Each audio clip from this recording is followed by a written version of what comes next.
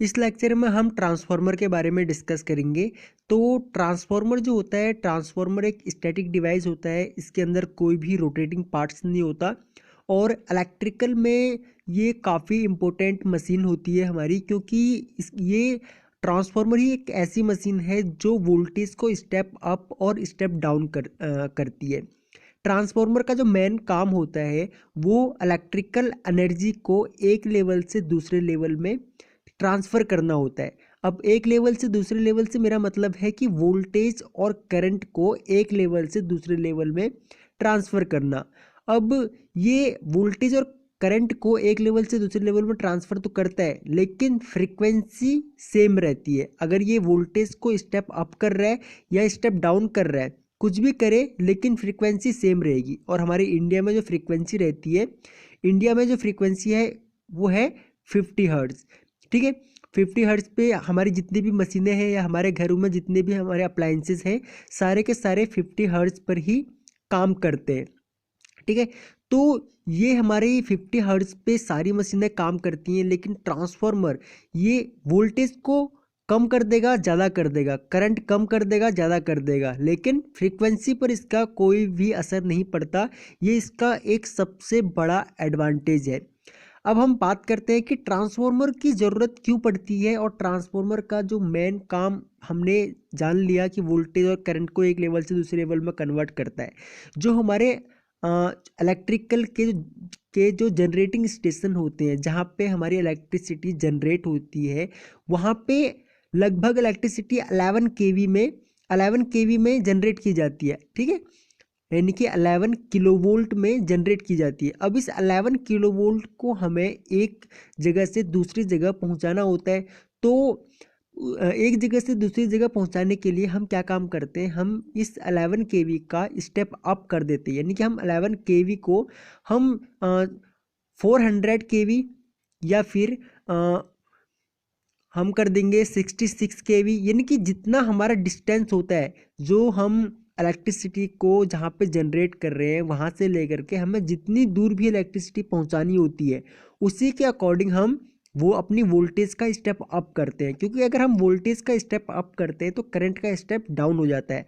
अगर करंट का step down होगा तो हमारे जो कंडक्टर जो हम यूज़ करते हैं, उन कंडक्टरों में फ़र्क पड़ जाता है। वो हमें कंडक्टर जो है उनकी थिकनेस कम यूज़ करते हैं, जिसकी वजह से हमारा जो है वो कॉस्ट, यानी कि जो कैपिटल कॉस्ट जो होती है वो अ, कम लगती है। तो इसलिए हम वोल्टेज का स्टेप अप करते हैं, और इस वोल्टेज का स्टेप अप करने के लिए हमें ज़रूरत पड़ती है ट्रांसफार्मर्स की। ओके, तो यानी कि ट्रांसफार्मर इतना इम्पोर्टेंट है कि हम ओनली 11 केवी को हम जनरेट कर रहे हैं इलेक्ट्रिसिटी को, और हम इस 11 केवी को 400 किलोवोल्ट में स्टेप अप कर रहे हैं। ये कैसे करते हैं और ये पूरा का पूरा काम किस तरीके से होता है वो हम आगे डिस्कस करेंगे। अब देखिए, ट्रांसफार्मर जो होते हैं ये दो टाइप्स के होते हैं। पहला है स्टेप अप ट्रांसफार्मर, दूसरा है स्टेप डाउन ट्रांसफार्मर। अब इन दोनों के अपने अपने काम हैं, और हम जो नॉर्मली हम जो यूज़ करते हैं वो इन दो ही टाइप्स के ट्रांसफार्मर को हम यूज़ करते हैं। ठीक है, तो अगर हम ट्रांसफार्मर के स्टेप अप और स्टेप डाउन के अगर हम एग्जांपल्स देखना चाहें, तो हमारे घरों में या हमारे पास सभी के पास हमारे पास मोबाइल चार्जर्स मिल जाएंगे।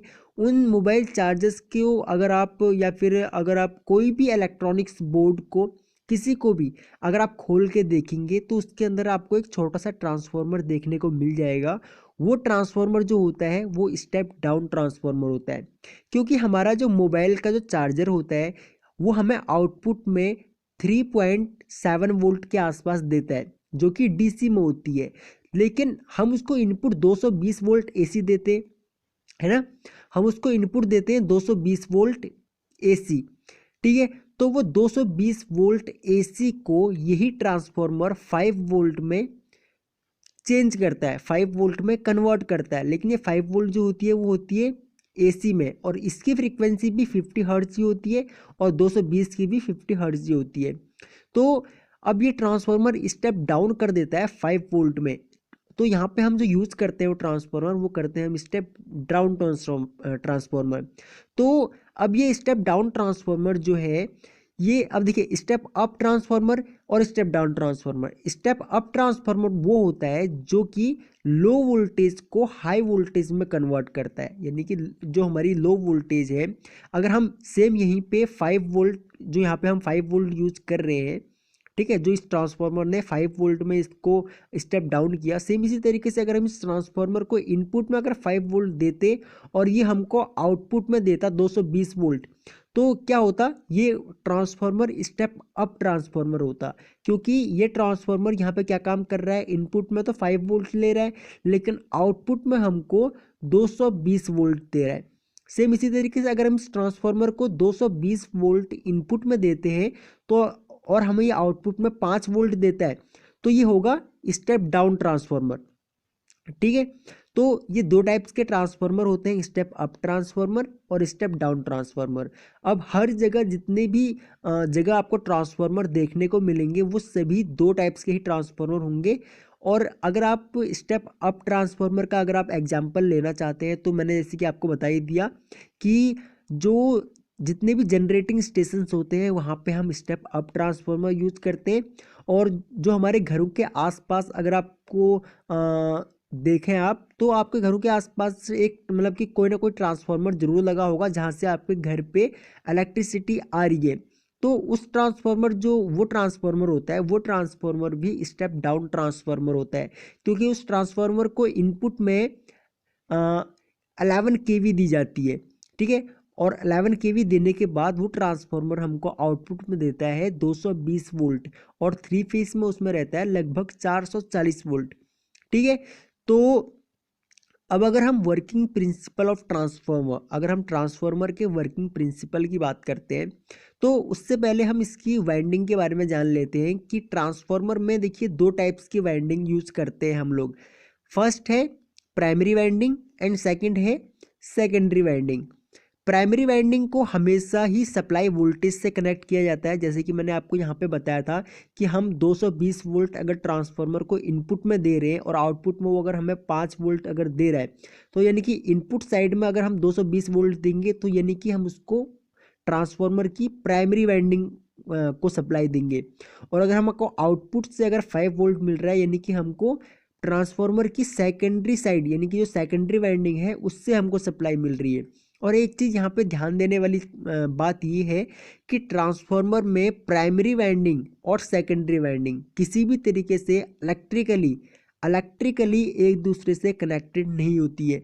ये काफ़ी एग्जाम में पूछा जाता है और इंटरव्यू में भी इस टाइप के क्वेश्चन काफ़ी किए जाते हैं। तो आप इस चीज़ का ध्यान रखिए कि ट्रांसफार्मर में primary winding and secondary winding एक दूसरे से किसी भी तरीके से इलेक्ट्रिकली कनेक्टेड नहीं होती हैं। कनेक्टेड होती हैं लेकिन इलेक्ट्रिकली कनेक्टेड नहीं होती हैं।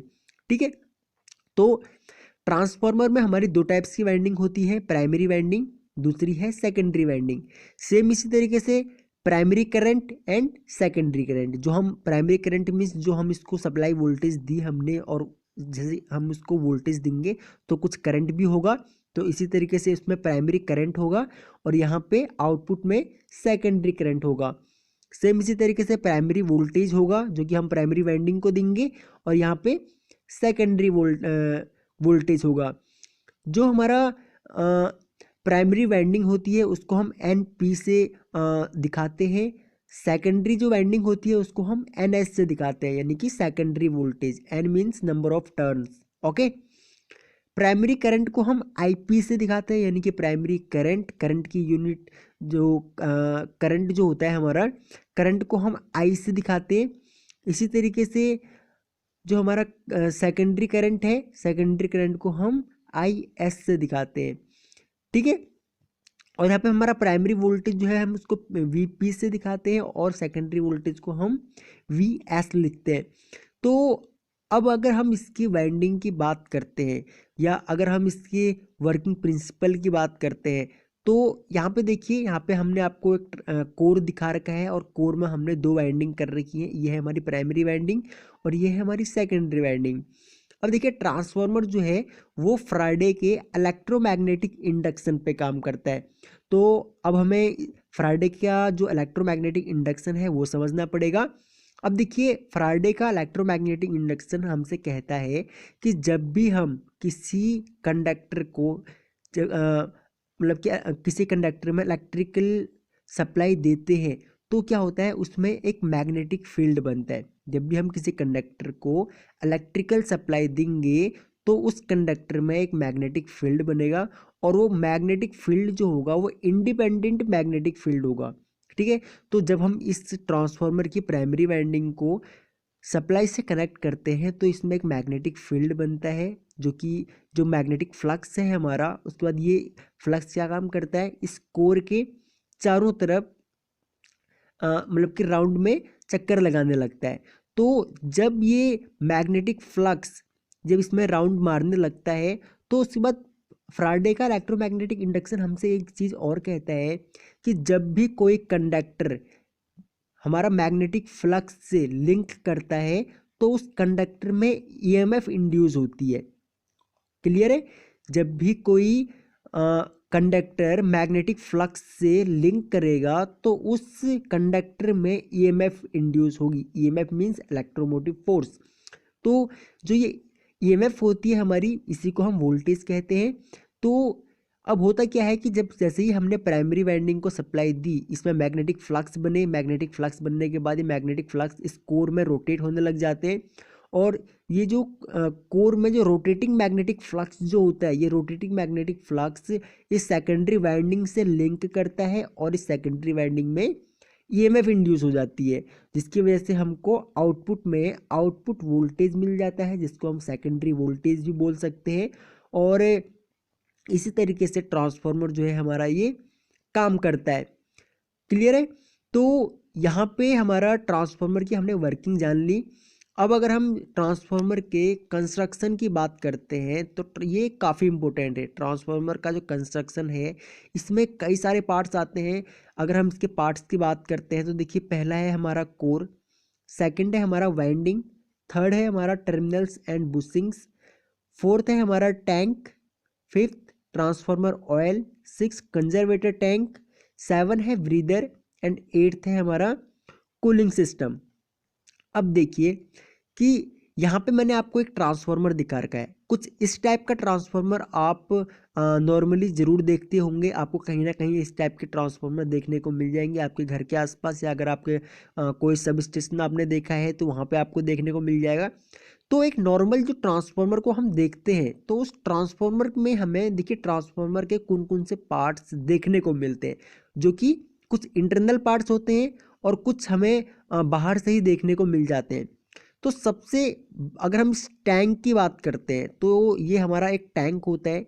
इस टैंक के अंदर ही ट्रांसफार्मर की वाइंडिंग होती है, वो हम आगे डिस्कस करेंगे। ठीक है, वो इसी के अंदर ही होती है ट्रांसफार्मर वाइंडिंग। जैसे कि मैंने आपको यहाँ पे दिखा रखा है, ये कोर है, इस कोर में हमारा ट्रांसफार्मर वाइंडिंग है। ठीक है, और ये पूरा का पूरा कोर और ट्रांसफार्मर वाइंडिंग इस कंटेनर के अंदर रहती है, यानी कि इस टैंक के अंदर रहती है। और उसके बाद जो इसके टर्मिनल्स होते हैं, इसकी वाइंडिंग के जो टर्मिनल्स होते हैं वो हम यहाँ से बाहर निकाल लेते हैं। जो हमने यहाँ पे इंसुलेटर्स एंड बुशिंग जो दिखा रखा है आपको, बुश जो दिखा रखी है, ये इन्हीं वाइंडिंग से कनेक्ट होता है यहाँ पर जहाँ पे हम इनपुट सप्लाई, इनकी सप्लाई वोल्टेज प्राइमरी वाइंडिंग को, और सेकेंडरी वाइंडिंग से हम यहाँ से आउटपुट ले लेते हैं। और यहाँ पे मैंने आपको एक चीज़ मैं आपको बताना भूल गया था कि प्राइमरी वाइंडिंग को हम सप्लाई वोल्टेज से कनेक्ट करते हैं, तो और प्राइमरी वाइंडिंग को हम सप्लाई वोल्टेज से कनेक्ट करते हैं, और सेकेंडरी वोल्टेज जो हमारी सेकेंडरी वाइंडिंग है इसको हम लोड से कनेक्ट करते हैं। यानी कि लोड साइड जो होगी हमारी वो सेकेंडरी वाइंडिंग से कनेक्ट होगी। ठीक है, तो यहाँ पे हमारा इंसुलेटर जो होते हैं, इंसुलेटर्स एंड जो बुशिंग जो होते हैं, बुश जो होते हैं, ये हमको देखने को मिल जाते हैं। हमको बकॉल्ज रिले देखने को मिल जाती है, कंजर्वेटर टैंक देखने को मिल जाता है, एंड ये टैंक देखने को मिल जाता है। और उसके बाद एक जो ब्रीदर होता है, ये ब्रीदर हमको देखने को मिल जाता है। तो इन सब पार्ट्स के बारे में हम डिटेल में डिस्कस करेंगे। नंबर वन है हमारा कोर। देखिए, कोर जो होता है ये मतलब कि सिलिकॉन स्टील के बने हुए रहते हैं, सिलिकॉन स्टील की बने हुए रहते हैं। और जो ये आपको यहाँ पे देखिए एक कोर दिख रहा है, ये एक सिर्फ मतलब कि सिर्फ एक कोर नहीं होता है, ये काफ़ी सारे 0.5 mm या फिर 0.10 mm। तो ये ट्रांसफार्मर के कंस्ट्रक्शन के ऊपर डिपेंड करता है, ट्रांसफार्मर की रेटिंग के ऊपर डिपेंड करता है कि कौन सा ट्रांसफार्मर है। उसी के अकॉर्डिंग जो इसकी थिकनेस है, इस कोर की थिकनेस हम डिसाइड करते हैं। तो जो ये यहाँ पे कोर है, ये बहुत सारे कोर्स जिनकी कि लैमिनेटेड जो सिलिकॉन स्टील जो हम कोर यहाँ पे यूज़ कर रहे हैं, बहुत सारे सिलिकॉन स्टील के कोर लैमिनेट किए जाते हैं, एक दूसरे को लैमिनेट किया जाता है और लैमिनेट करने के बाद रिविट करके ये कोर बनाया जाता है। यहाँ पे आपको अगर आप कोई ट्रांसफार्मर, छोटा सा ट्रांसफार्मर भी अगर आप खोल के देखेंगे तो उसका जो कोर होगा, अगर आप उसे तोड़ेंगे तो उसमें आपको बहुत सारे सिलिकॉन स्टील के कोर देखने को मिल जाएंगे, यानी कि पत्ती टाइप की देखने को मिल जाएगी और उनको जोड़ करके कोर बनाया जाता है। तो ये क्यों किया जाता है, इसकी जगह सिर्फ एक सिंगल मोटा कोर क्यों नहीं यूज़ किया जाता? तो इसके कई कारण हैं। इसके कारण ये है कि इसको यूज़ करने का एक मेन कारण होता है हमारा, ट्रांसफार्मर के अंदर लॉसेस कम से कम किए जा सके, क्योंकि ट्रांसफार्मर में दो टाइप्स के ही लॉस होते हैं हमारे। पहला है हमारा कॉपर लॉस, दूसरा है हमारा आयरन लॉस। कॉपर लॉस जो होते हैं वो लोड के ऊपर डिपेंड करता है, अगर और वो वेरिएबल लोड होते हैं। कॉपर लॉस जो होते हैं हमारे, वो वेरिएबल लॉसेस होते हैं, यानी कि अगर लोड बढ़ेगा, अगर इस ट्रांसफार्मर का लोड बढ़ेगा तो हमारे कॉपर लॉसेस बढ़ेंगे। और जो कॉपर लॉसेस जो होते हैं हमारे, वो वोल्टेज और करंट पे डिपेंड करते हैं। ठीक है, तो लोड बढ़ेगा तो हमारे कॉपर लॉसेस भी बढ़ेंगे, और अगर लोड कम होगा तो हमारे कॉपर लॉसेस जो है वो भी कम हो जाएंगे। सेम इसी तरीके से हमारा आयरन लॉसेस भी होते हैं ट्रांसफार्मर के अंदर। आयरन लॉसेस लगभग फिक्स रहते हैं हमारे, ये एक से रहते हैं, लोड जब हो या ना हो। तो आयरन लॉसेस को कम करने के लिए हम यहाँ पे क्या काम करते हैं, इस ट्रांसफार्मर की जो कोर होती है, कोर को लैमिनेट करते हैं, ताकि ट्रांसफार्मर जो आयरन लॉसेस जो है हमारे, हिस्टेरिसिस लॉसेस और एडी करंट लॉसेस, इन दोनों को कम से कम किए जा सके। सेकंड है हमारा वाइंडिंग, यानी कि इन जो वाइंडिंग है, इस कोर के ऊपर ही वाइंडिंग की जाती है। अब देखिए वर्किंग में मैंने आपको दिखाया था कि इस तरीके से हम इसकी वाइंडिंग करते हैं कि एक साइड हमने प्राइमरी वाइंडिंग कर दी, दूसरी साइड मैंने सेकेंडरी वाइंडिंग कर दी। तो यहाँ पे मैंने आपको समझाने के लिए ये दिखाया था, लेकिन एक्चुअल अगर हम प्रैक्टिकली बात करते हैं तो प्रैक्टिकली इस टाइप से कनेक्शन नहीं होते हैं। प्रैक्टिकली प्राइमरी वाइंडिंग भी यहीं पे है और सेकेंडरी वाइंडिंग भी इसी के ऊपर है। तो इस तरीके से कनेक्शन किए जाते हैं प्रैक्टिकली। उसके बाद है हमारा टर्मिनल्स एंड बुशिंग। जैसे कि मैंने आपको बताया था कि टर्मिनल एंड बुशिंग जो होते हैं हमारे, ये इनपुट एंड आउटपुट के लिए टर्मिनल्स होते हैं, जहाँ पे हम input supply voltage and output यहाँ से ले लेते हैं। फोर्थ है हमारा टैंक। अब ये पूरा का पूरा जो टैंक है, ये इस टैंक के अंदर क्या होगा, ट्रांसफार्मर कोर और ट्रांसफार्मर वाइंडिंग, ये दोनों चीज़ इस ट्रांसफार्मर टैंक के अंदर रहती है। और उसके बाद फिफ्थ नंबर में आता है ट्रांसफार्मर ऑयल। ट्रांसफार्मर ऑयल काफ़ी इम्पोर्टेंट है, क्योंकि ट्रांसफार्मर जो है ये, इसका प्राइस बहुत ज़्यादा रहता है, तो इसलिए इसका प्रोटेक्शन का खास ध्यान रखना पड़ता है। और ट्रांसफार्मर कोर और वाइंडिंग, इन ये दोनों इसी कंटेनर के अंदर रहते हैं, इसी टैंक के अंदर रहते हैं, और ये टैंक पूरा का पूरा ऑयल से भरा हुआ रहता है। ये ऑयल होता है हमारा ट्रांसफार्मर ऑयल, और इसकी जो इंसुलेशन की जो मतलब कि कैपेसिटी होती है वो काफ़ी अच्छी होती है। ये एक इंसुलेटिंग ऑयल होता है जो कि ट्रांसफार्मर की वाइंडिंग को इंसुलेशन प्रोवाइड करवाता है। और इसकी खासियत ये है कि अगर ट्रांसफार्मर में किसी भी तरीके का अगर कोई ट्रांसफार्मर लोड पड़ने पे ट्रांसफार्मर क्या होता है, इसकी जो कोर है और वाइंडिंग है, ये हीट होने लग जाता है। इसके अंदर मतलब कि हीट होगा, यानी कि जो लॉसेस, जो आयरन लॉसेस मैंने आपको बताए थे, हिस्टेरिसिस लॉसेस और एडी करंट लॉसेस, इसकी वजह से ट्रांसफार्मर का कोर और वाइंडिंग हीट होने लग जाते हैं। तो इस हीट से इसके जो वाइंडिंग है, वाइंडिंग पे भी इंसुलेशन रहता है। इसका इंसुलेशन, अगर इसको कूलिंग प्रोवाइड ना की जाए तो इंसुलेशन फेल हो जाएगा और ये ट्रांसफार्मर जल जाएगा। तो इसको कूलिंग प्रोवाइड करवाने के लिए हम ट्रांसफार्मर ऑयल को यूज़ करते हैं। पहला हमारा ट्रांसफार्मर ऑयल को यूज़ करने का मेन पर्पज़ है इसको कूलिंग प्रोवाइड करवाना, ट्रांसफार्मर वाइंडिंग को। दूसरा है कि अगर कोई फॉल्ट का कंडीशन मतलब कि बनता है तो उस केस में ये एज ए इंसुलेशन यानी कि एज ए इंसुलेटर जो है वो बिहेव करता है।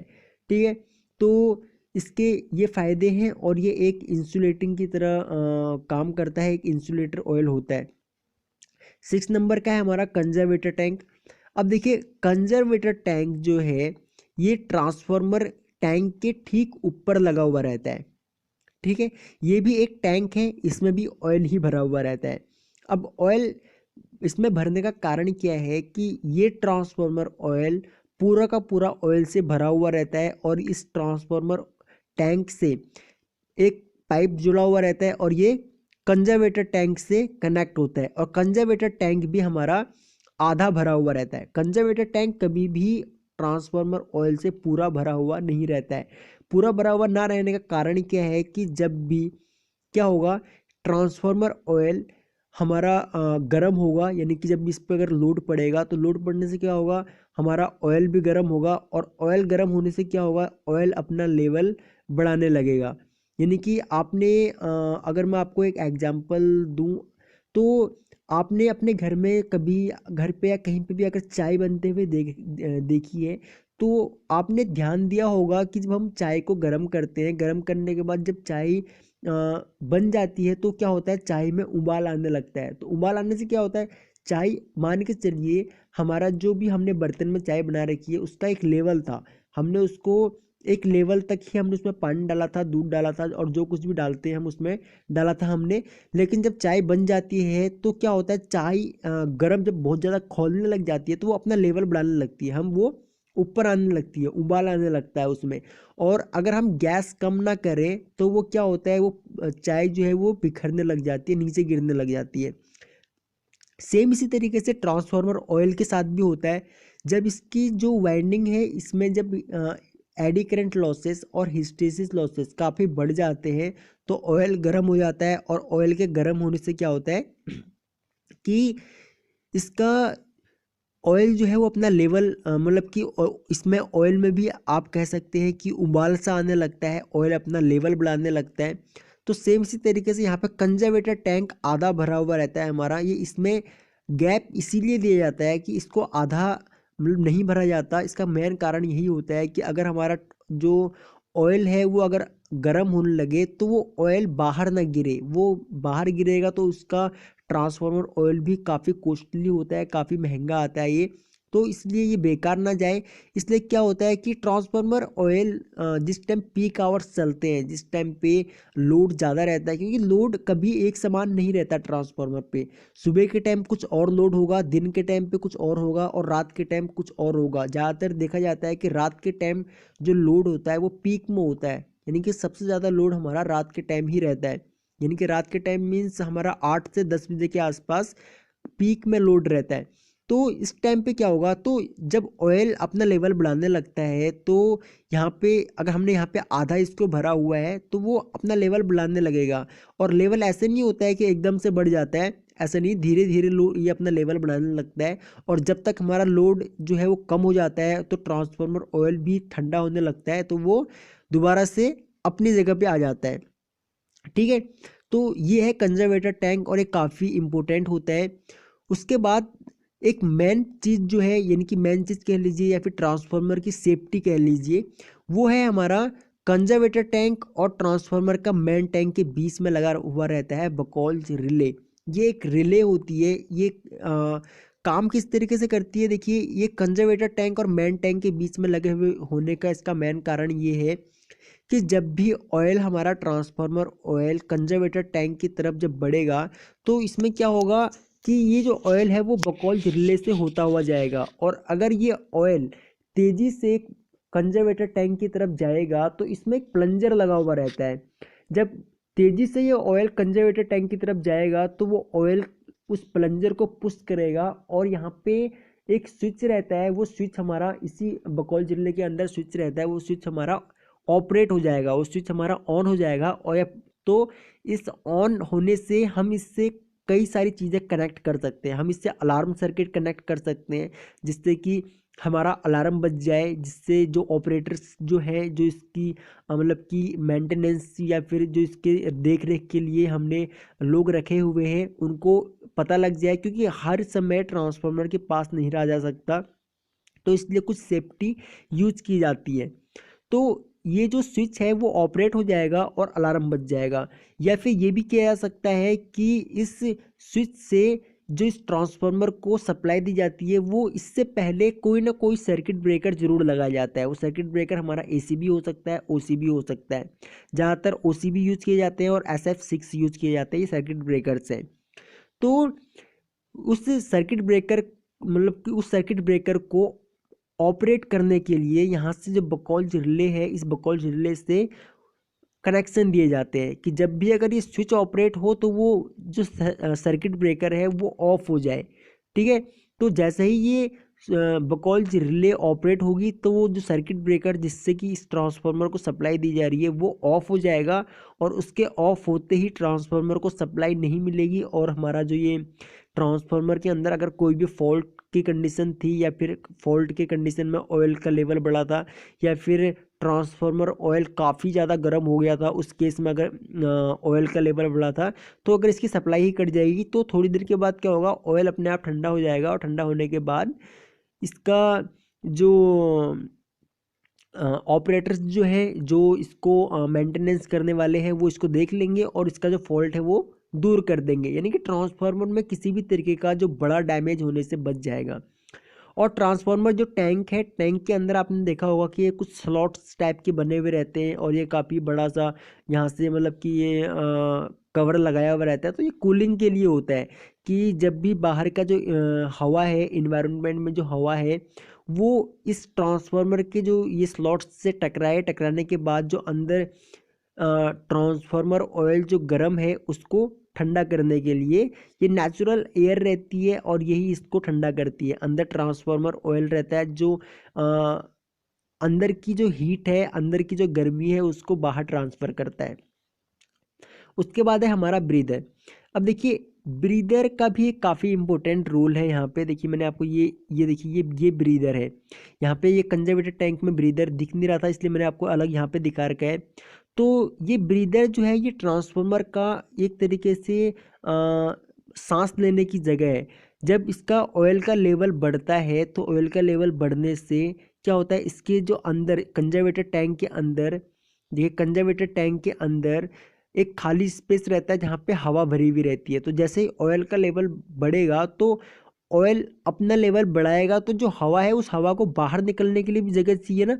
तो ये ब्रीदर है, ब्रीदर का काम यही होता है, ब्रीदर से हवा बाहर निकल जाती है। और जब ऑयल ठंडा होता है तो ठंडा होने से क्या होगा, दोबारा से ट्रांसफार्मर ऑयल को हवा लेने के लिए स्पेस चाहिए होगा, तो सेम यहाँ से ट्रांसफार्मर दोबारा से हवा ले लेता है।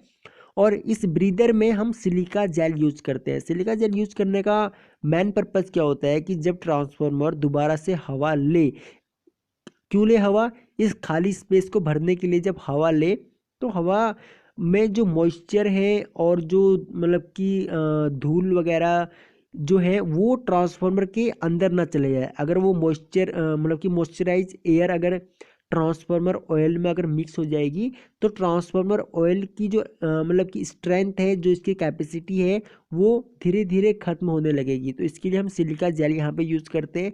और सिलिका जेल आपने देखा होगा आजकल अगर आप कोई भी शॉपिंग करते हैं तो उसमें जो कंपनीज है वो सिलिका जेल यूज़ करती है, ताकि किसी भी तरीके से जो मॉइस्चर से हमारा जो प्रोडक्ट है उसको बचाया जा सके। ठीक है, तो यहाँ पे हमने सिलिका जेल यूज कर दिया, हमने इसको प्रोटेक्शन दे दिया।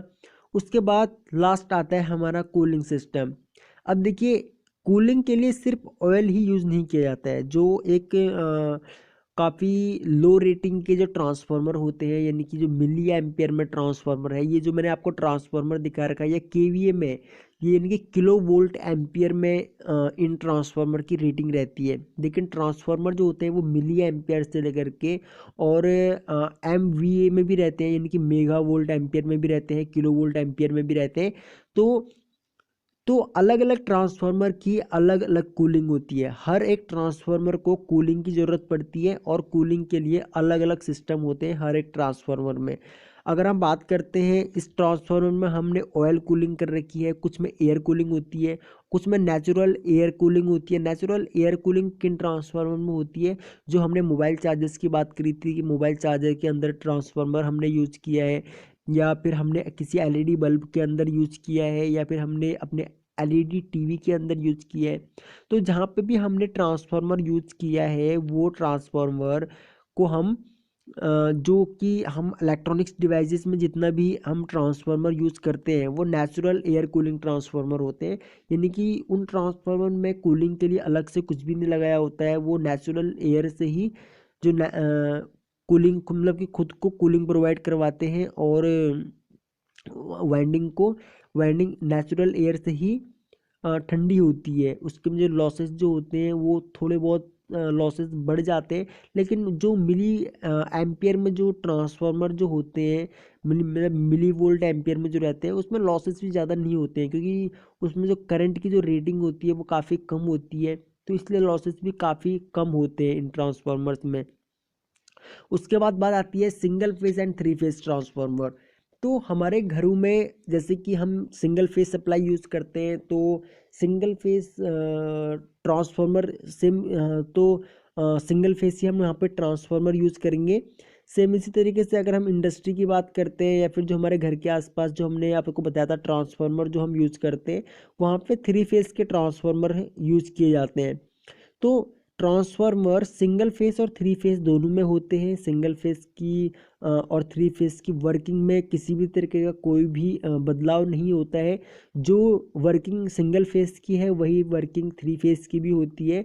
सिर्फ क्या होता है कि सिंगल फेस में सिंगल वाइंडिंग होती है, यानी कि प्राइमरी वाइंडिंग जो होगी वो सिंगल होगी और सेकेंडरी वाइंडिंग भी सिंगल होगी। लेकिन थ्री फेस सिस्टम में क्या होता है, थ्री फेज ट्रांसफार्मर में क्या होता है, जो वाइंडिंग होती है वो प्राइमरी वाइंडिंग भी थ्री कोयल होंगी। यानी कि यहाँ पे देखिए, यहाँ पे सिर्फ एक वाइंडिंग है प्राइमरी और सेकेंडरी में, लेकिन अगर थ्री फेज का ट्रांसफार्मर होगा तो प्राइमरी वाइंडिंग भी तीन होंगी और सेकेंडरी वाइंडिंग भी तीन होंगी। ये क्यों होंगी? क्योंकि जो थ्री फेज सिस्टम जो होता है उसमें हमारा आर वाई एंड बी तीन फेज होते हैं, तो तीनों फेज हमें प्राइमरी में वाइंड करने पड़ेंगे। सेम सेकेंडरी में भी हमें तीन कॉइल जो है वो वाइंड करने पड़ेंगे। तो इस तरीके से थ्री फेज ट्रांसफार्मर जो होता है इसमें इसमें भी हमें तीन कॉइल वाइंडिंग करने पड़ते हैं ट्रांसफार्मर कॉइल में। अब जो थ्री फेज ट्रांसफार्मर होता है इसमें कुछ कनेक्शन किए जाते हैं। कनेक्शन करने के भी कुछ तरीके होते हैं इसमें। तो इसमें दो टाइप से कनेक्शन किए जाते हैं। पहला है हमारा स्टार वाइंडिंग, दूसरा है हमारा डेल्टा वाइंडिंग। अब देखिए, कुछ ट्रांसफार्मर में स्टार डेल्टा में कनेक्शन किए जाते हैं, कुछ में डेल्टा स्टार में कनेक्शन किए जाते हैं, डेल्टा स्टार में किए जाते हैं, कुछ में स्टार स्टार में किए जाते हैं, और कुछ में डेल्टा डेल्टा में कनेक्शन किए जाते हैं। तो मतलब कि स्टार डेल्टा डेल्टा स्टार इनमें कनेक्शन करने के अपने अपने एडवांटेजेस हैं, अपने अपने डिसएडवांटेजेस हैं, और जहाँ पे हमें जिस ट्रांसफार्मर की रिक्वायरमेंट होती है वहाँ पे हम उस ट्रांसफार्मर को यूज़ कर लेते हैं। अगर हम स्टार डेल्टा की बात करते हैं तो स्टार डेल्टा कनेक्शन लगभग काफ़ी कम किए जाते हैं। लेकिन अगर हम डेल्टा स्टार की बात करते हैं, डेल्टा स्टार से मेरा मतलब ये है कि प्राइमरी कनेक्शन हम डेल्टा में करेंगे और सेकेंडरी कनेक्शन हम स्टार में करेंगे। स्टार में करने का फ़ायदा ये हो जाता है कि स्टार में अगर कनेक्शन करते हैं हम तो वहाँ से हमको न्यूट्रल मिल जाता है। अब देखिए, एक चीज़ ध्यान देने वाली बात ये है कि न्यूट्रल हमको कहाँ से मिलता है। क्या मतलब कि जो न्यूट्रल है हमारा वो हमें ट्रांसफार्मर से ही मिलता है, क्योंकि जनरेटिंग स्टेशन जो होते हैं हमारे जहाँ से हम इलेक्ट्रिसिटी जनरेट कर रहे हैं वहाँ पर हम न्यूट्रल सप्लाई यानी कि न्यूट्रल वायर हम यूज़ नहीं करते हैं, न्यूट्रल वायर हम जनरेट नहीं करते हैं। जो न्यूट्रल है वो हम ट्रांसफार्मर से ही हमको मिलता है। अगर हम अपने घर के आसपास अगर हम देखें तो सिर्फ जो ट्रांसफार्मर में अगर इनपुट सप्लाई अगर हम देखेंगे तो सिर्फ तीन फेज ही ट्रांसफार्मर में गए होते हैं, लेकिन ट्रांसफार्मर के आउटपुट से चार वायर निकली हुई रहती है, तो वो चौथी वायर जो होती है वो न्यूट्रल की होती है। तो ट्रांसफार्मर की जो डिस्ट्रीब्यूशन ट्रांसफार्मर जो होते हैं उनकी प्राइमरी कॉइल होती है वो डेल्टा में होती है और सेकेंडरी कॉइल स्टार में होती है। इसका स्टार में करने का मेन रीज़न ये होता है कि कस्टमर को हमें एक फेज और एक न्यूट्रल देना होता है, तो इसलिए यहाँ पे सेकेंडरी जो सप्लाई है वो स्टार में की जाती है, जिससे कि एक फेज और एक न्यूट्रल 220 वोल्ट सप्लाई कस्टमर को दी जा सके। ठीक है, तो इसका मेन रीज़न यही है स्टार में सेकेंडरी सप्लाई स्टार में करने का। और अगर हम बात करते हैं जो हमारे जनरेटिंग स्टेशंस होते हैं वहाँ पे हम क्या काम करते हैं, वहाँ पे हम ट्रांसफार्मर की सप्लाई डेल्टा डेल्टा में ही करते हैं। इसमें डेल्टा डेल्टा में करने का मेन कारण ये होता है कि हमें न्यूट्रल नहीं चाहिए होता है और न्यूट्रल को हम ट्रांसमिट नहीं करते हैं। अगर हम न्यूट्रल को भी ट्रांसमिट करने लगे एक दूसरे से दूसरी जगह तो हमारा एक वायर का खर्चा बिना फालतू का बढ़ जाएगा। तो इस चीज़ को अवॉइड करने के लिए, इस कॉस्ट को अवॉइड करने के लिए हम न्यूट्रल वायर को कभी भी ट्रांसमिट नहीं करते हैं। न्यूट्रल वायर को मतलब कि न्यूट्रल वायर हमारे जो घरों में आता है वो ट्रांसफार्मर से आता है। और अगर स्टार वाइंडिंग की हम बात करते हैं तो स्टार वाइंडिंग के जो तीनों टर्मिनल्स जिस पॉइंट पे मिलते हैं उस पॉइंट की वोल्टेज जीरो रहती है हमेशा। अगर आप इस पॉइंट की वोल्टेज यहाँ से न्यूट्रल वायर से यहाँ पे अगर वोल्टेज चेक करेंगे तो यहाँ पे आपको जीरो वोल्टेज मिलेगा। ओके, तो इस टॉपिक में इतना ही, बाकी अगले पार्ट में हम डिस्कस करेंगे।